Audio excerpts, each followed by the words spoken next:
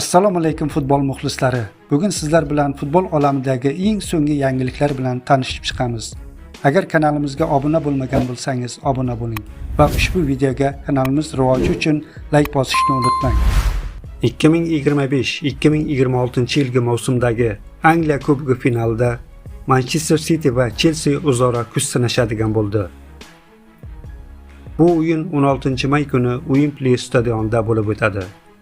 Angliya Kubogini eng ko'p qo'lga kiritgan jamoa Arsenal hisoblanadi. Kanonirlar turnirda jami 14 marotaba g'olib chiqqan edi.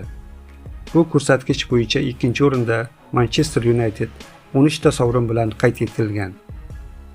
Qatorasiga 3 ta jamoa Liverpool, Tottenham va Chelsea 8 marotabadan kubokni qo'lga kiritgan. Agar Chelsea navbatdagi finalda g'olib chiqsa, bu reytingda 3-o'rinni tashkil qiladi.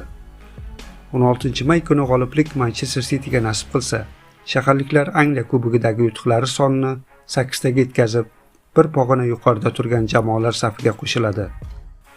Eslatib o'tamiz, O'zbekiston milliy terma jamoasi himoyachisi Abduqodir Husanov bu mavsum Manchester City tarkibida Angliya Ligasi Kubogida g'olib chiqdi va faoliyatidagi ilk nufuzli sovringa ega bo'ldi. Endi legionerimizda 16-may kuni Angliya Kubogini qo'lga kiritish imkoni bor.